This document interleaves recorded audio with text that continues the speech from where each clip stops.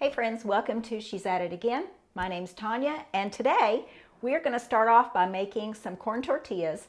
But first of all, we're going to mix up the dough, then we have to let it rest a while. So there'll be a break in there in between. But we want to start with some masa harina. Now they make different kinds. The whole reason I make homemade corn tortillas is because they say that 99% of the corn grown in the US is genetically modified. So that's what I want to steer clear of. If I just go and buy supermarket masa harina, it's probably GMO. I'm just guessing. If it doesn't say it's non-GMO, it probably is genetically modified. So get organic, yellow or white masa harina. Now you can get this at Natural Grocers, Good Measure, Natural Food Store, whatever you have in your area. Go get some organic, or at least the least offensive is just non-GMO. So try to get something good. If you're going to go to the trouble of making corn tortillas, let the reason be because you want something better than what you can buy on the shelf. It's really difficult to find organic corn tortillas already made up. Sometimes I can find them at Whole Foods, but it's not very often. So we're going to get started by dishing out our masa harina. I have my water heating up on the stove.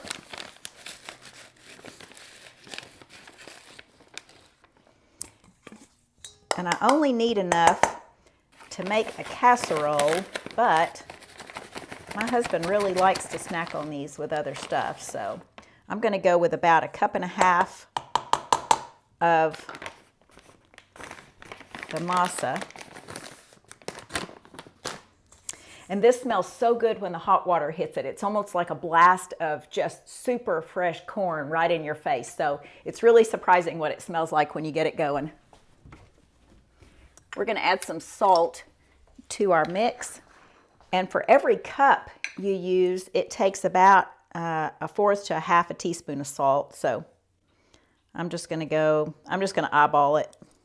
It's going to be in a casserole, so it's not going to get them too salty or not salty enough.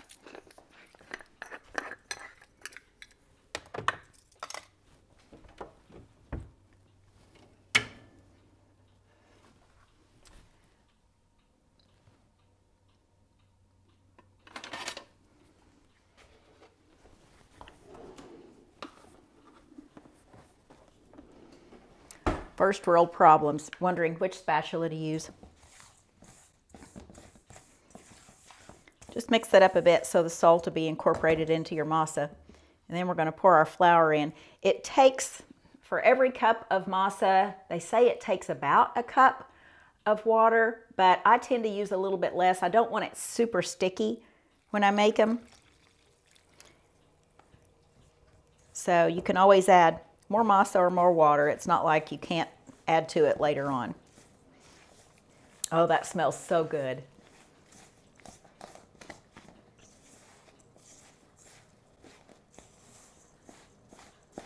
I forgot I just turned the washing machine on, so if you hear something going in the background, it's just the washing machine.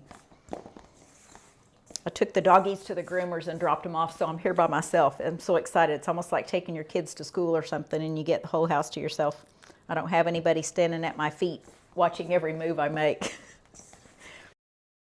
So you want this, I would say the closest thing I know of that to describe what you want this to feel like is about like Play-Doh. You don't want it sticky by any stretch of the imagination, but you don't want it so dry that it crumbles in your hand. So you want it a good, soft Play-Doh consistency. Now my water wasn't quite to the temperature that it would be boiling, but it's pretty warm. And if you don't smell that strong corn smell when the water hits the masa, then you might not have your water warm enough. So this sticks together really nicely. I think I probably have enough water in it. So what we want to do is get this all kind of stuck together in a big ball, and we're going to let it just sit and rest for about 30 minutes to an hour, and then we'll come back and we'll use our tortilla press. And before you say, well, not everybody has a tortilla press, I realize that. I didn't have one. Some friends bought it for me for my birthday several years ago, or I probably wouldn't have one. But if you'll go grab a gallon zip top bag and cut 2 sides off of it so you only have 2 sides intact. So cut the top and one of the sides off. What you'll do is we'll roll our dough up into a ball, and then you can take something flat or a rolling pin or just whatever, a cutting board or whatever. You're just going to press down on it. Then you take and peel it off that zip top bag. That works better than wax paper or parchment or anything. That's what I use in my tortilla press, is just a zip top bag. I store it in the box with it when I put it back in the pantry. So I think I'm going to add just a teeny tiny bit more water for it to soak in while we let it rest. I don't want this to be too dry. Okay, so by themselves, these are actually gluten-free since they're just made with corn masa and the salt and the water. There's no wheat flour involved in this.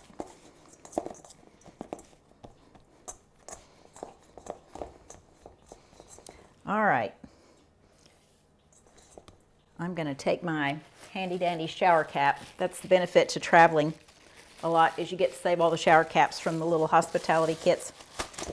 Put it over that, and we're going to let that rest, like I said, for about 30 minutes to an hour, and then we'll come back and get those flattened out and make tortillas, fry them in a skillet, and it really doesn't take a whole lot of time at all. And as you can see, it takes very little effort. So we'll be back in just a bit. Okay, we're back. We're ready to press out our corn tortillas. Now, when we're making flour tortillas, we're ready to roll them out. But with corn tortillas, we're ready to press them out. There's no rolling to this unless you just want to roll on top of that zip top bag that you have it in. So what I recommend, if you want to get the same size scoops of dough each time, then get one of your bigger cookie dough scoops and try to measure it out that way. I'm just grabbing blobs of it because mine's going to be in a casserole and they don't even have to look that good, much less be the same size. So here's what I've done. I want to show you. This is the zip top bag, and I've cut the top zipper off, and then I cut part of the side of it off just so it'll fit in here like this without getting crimped on the handle or the hinge of my tortilla press. So I'm going to put in like this. I'm just going to stick my ball of dough in like that. You don't have to press it down with your hands at all. You put the lid down. This is made out of probably a heavy aluminum. The food never actually touches that. It's touching the inside of the bag, so I'm not too concerned about it. But I think you can buy these in cast iron as well. But they make wooden ones too, and they're really actually kind of neat. But this one's fine. I've used it for several years now. Like I said, a couple of friends bought it for me for my birthday one year. So just push it down. It has a hinge that kind of doubles over like that, and it looks like that. Then you take the bag, and had I not wrinkled it, it would peel off without any sticking to it, but I accidentally got a wrinkle in it. Now I have my skillet heating up. I don't know that it's hot enough yet, but we'll give it a try. Got a little bit sticking on the edge there. These are fun to do. Again, if you have somebody in your kitchen that's helping you, whether it's a kid or it's your grandma visiting, these are just fun to do. So let me fill my skillet. Yep, that's pretty good. I'm just going to drop it in there, and while that one's cooking, I'll make another one. Just keep the process going. Now, once you get these fried on both sides, you want to get them to where there's a little bit of looks like charring taking place on it, so it gets a little brown in spots. But get them cooked to that extent, and then take and put them either in a towel, like a kitchen towel or something like that, to where it will keep the humidity inside.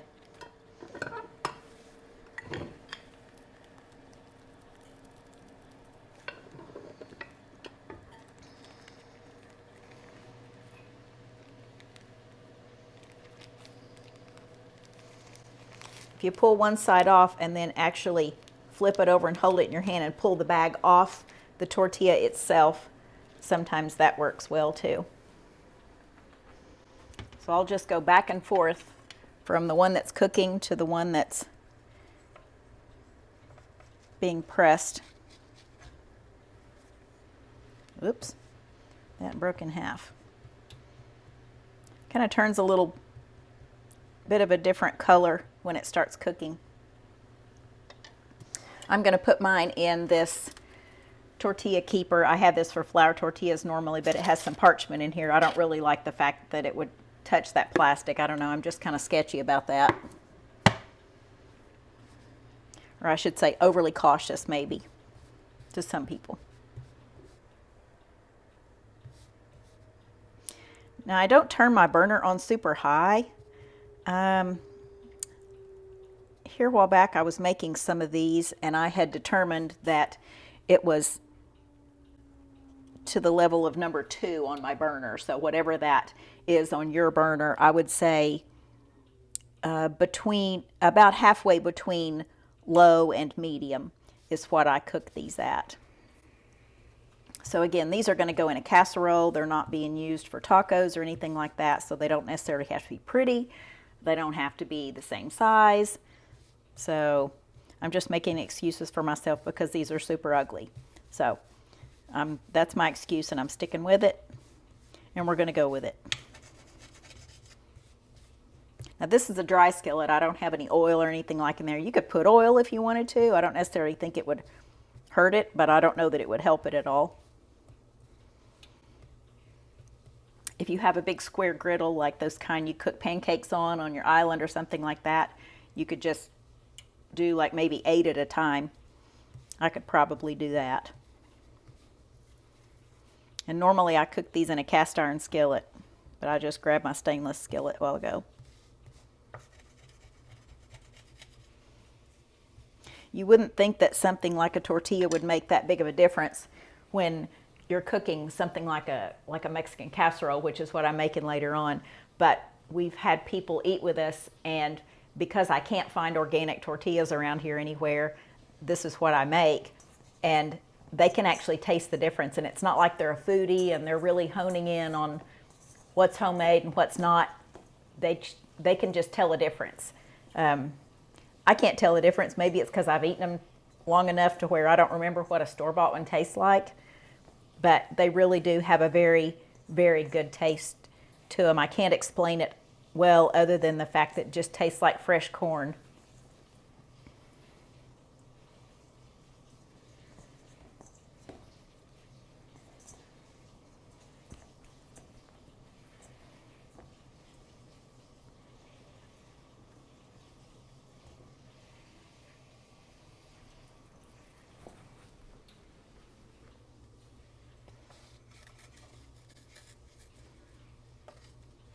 All right, other than the fact that that one cracked, it looks pretty good. So we'll stick that in there on the parchment and get our next one in the skillet. And don't be scared to push down all the way on this press. I don't think it's going to be too thin. You don't have to worry too much about that. The masa itself is grainy enough to where it's not going to let you press it so thin it'll be like an egg roll wrapper or anything like that.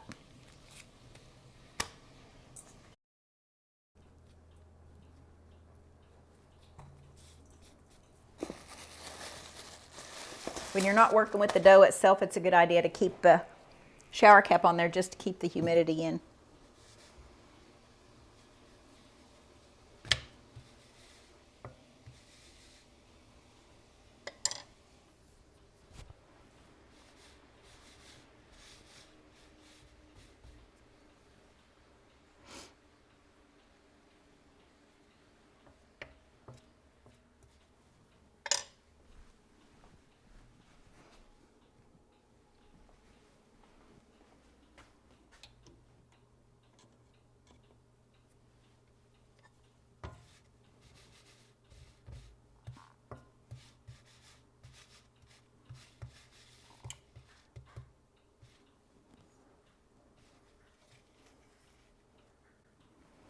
That one didn't break, so that one's a little bit better.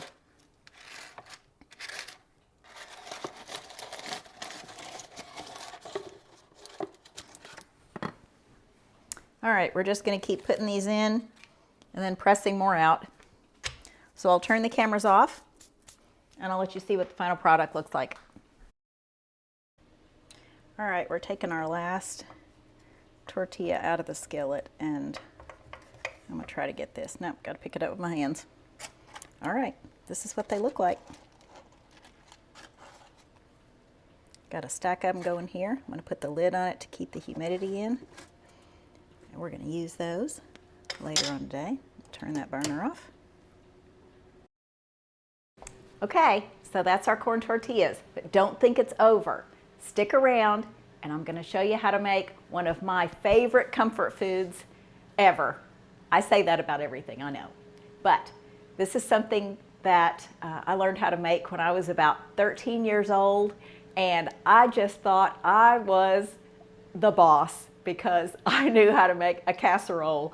I was the first person in my family, I think, ever make a casserole. I'm not even exaggerating when I say that. I'm telling you, we did not grow up on casseroles. So when a friend of my mother's taught me how to make this, because I lived with them for a while when my mother was off at the State Police Academy. She was one of the first women state troopers in the state of Arkansas.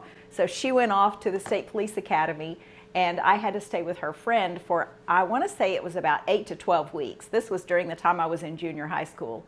Well, this lady made this Mexican casserole, and she showed me how to make it. She had 2 boys, so she never had anybody that was interested in even watching her cook, much less learn how to cook. But she taught me how to make this casserole, and I could not wait for my mother to get home from the academy so we could go back to our place and I could start making this. And let me tell you, if I had $1 for every one of these I've ever made, I'd probably buy my own island somewhere. It's just so good. It's so easy, it's ridiculous. But of course I used, canned cream of mushroom soup and store-bought tortillas and all that. And I can't say it didn't hurt me because I am a cancer survivor, but all that being said, I've learned how to make a healthier alternative to some of those ingredients. But stick around and I want to show you how to make that super easy. So you're just going to love it. Hang on with us.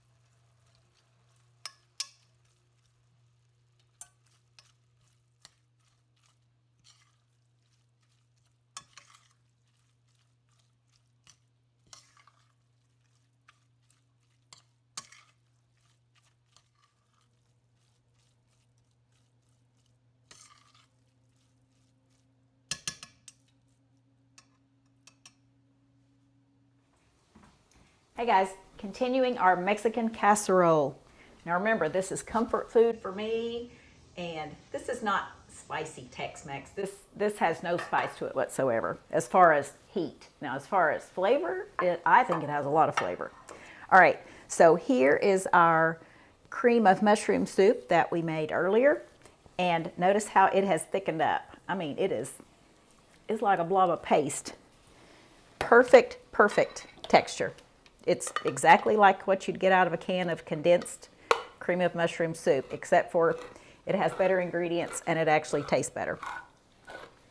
All right, I'm going to open a can of green chilies. These are just mild fire roasted green chilies.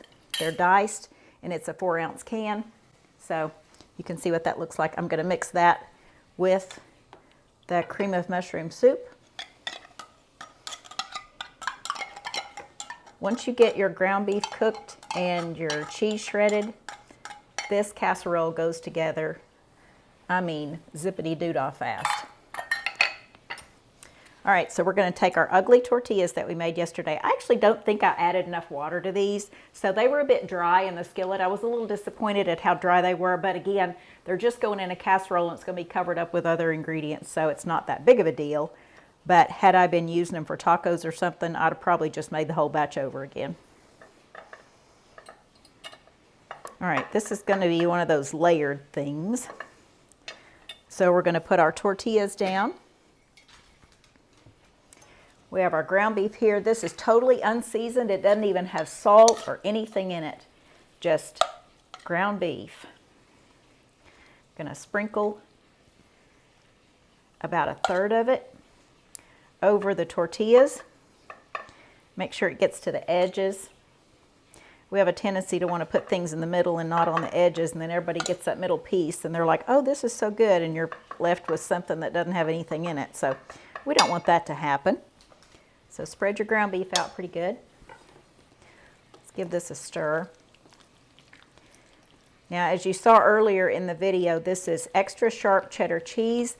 I've used mild and I've used medium, and it's fine, but the extra sharp just really gives it a nice flavor. I think you would enjoy that more than the mild or the medium or even just sharp cheddar cheese. Extra sharp just has a lot of kick to it.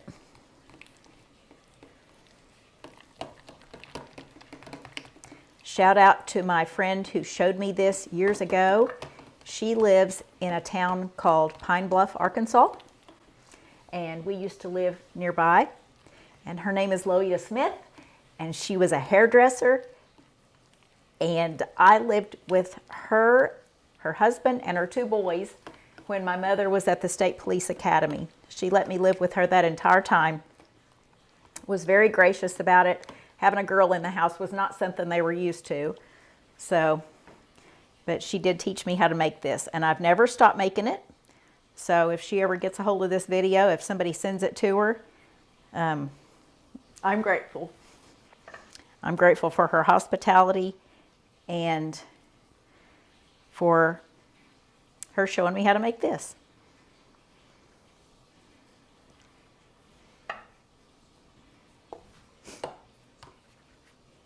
All right, now we're going to put about 1/3 of the cheese on there. We're going to go with the tortillas again.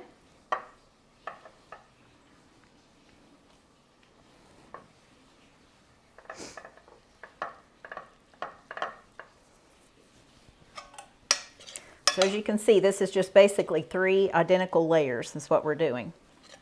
So tortillas, unseasoned meat, the cream of mushroom, green chili mixture, and then the cheese. And the cheese is what we'll wind up with on top at the very end.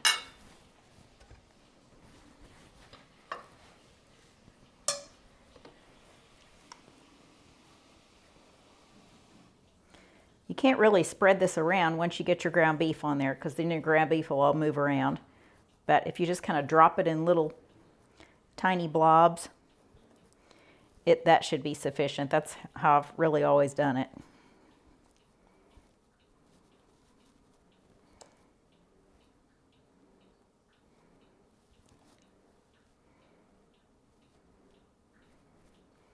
If you have a family member or a friend who's going to eat this with you and they're not a fan of mushrooms, except for if they have allergies, don't kill anybody over this. But I would say this might change their mind about the flavor of mushrooms, just this mixture right here. I can't even explain to you how good it is. but just smelling it when it's cooking is enough to lure you in. And sadly enough, I don't have a fancy name for it. I guess we could call it Miss Loita's Mexican casserole. I don't know. All right, our last layer of tortillas. I try to put the flat edges next to the flat edges of the pan. That seems to work out better. We'll have a couple of tortillas left over at the end.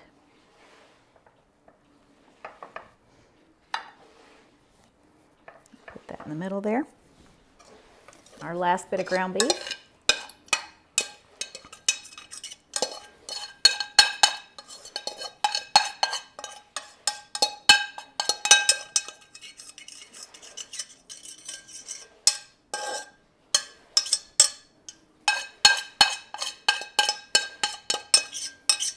So this is not your typical Mexican casserole in that where you would have garlic and cumin and oregano and chili powder and all that stuff. There is none of that seasoning in there.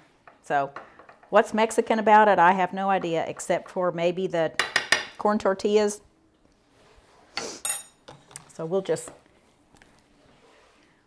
say it's kind of Mexican.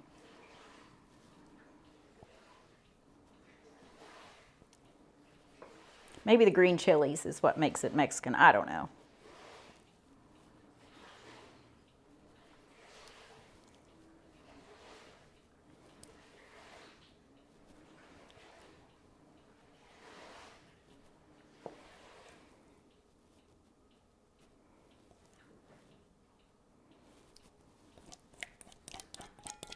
Sorry about the noise in the background. I have the washing machine going, of course. I tried to do some of this with just a voiceover because the noise is a bit distracting, and I try to do these videos with as least amount of distraction as I possibly can. I don't wear flashy clothes. I don't have big fancy hairdos. I don't wear a lot of makeup. I don't even have nail polish. I don't want anything to distract from you being interested in the food. That's what it's about, is the food and my passion for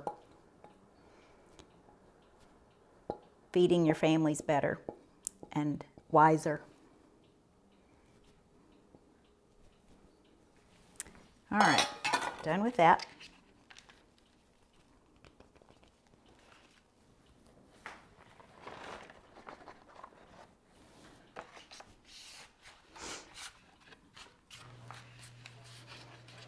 All right, you know the drill here. I'm going to put this in the refrigerator, and then when I bake it off, chances are we'll have this tomorrow, maybe for lunch after church, or even tomorrow night, but chances are probably for lunch, I would guess. But I will show you what it looks like when it's all finished. But for right now, I'm going to put parchment over it. This was a flat piece of parchment just a minute ago, and remember I said earlier, if you wad the parchment up, it'll behave better. So we just wadded it up because it was curled up and it was not going flat for me at all. You just wad it up and it behaves better. We put the lid on it. And then when I bake this in the oven, I will take that parchment. Of course, I'll take the plastic lid off, but I'll take the parchment off too, and we'll bake it in about a 350-degree oven, which I think is about 176 Celsius. Bake it for about 30 minutes or until it gets hot and bubbly and the cheese melts on the top, and then I'll show it to you when it's all done and we're ready to serve it. Okay, y'all, we ate lunch and we ate the Mexican casserole, and I forgot to video it. I don't know what I was thinking.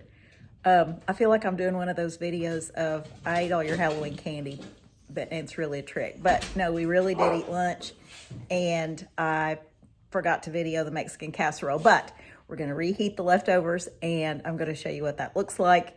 So video coming up of what the Mexican casserole looks like. It's just there's a piece or two missing maybe, but it was really good. But I'll show you that now. Okay. Here's our casserole. You can see how much we ate for lunch. This is not a huge pan, but I'm going to cut into this. It was really, really good for lunch, I can tell you that.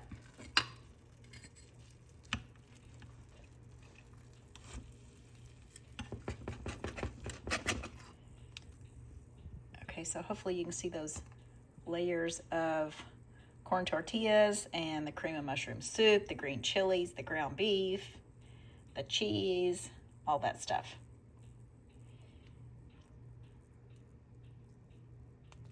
So, whoops, it's falling off. Okay, we're fixing to eat this. It's really hot too.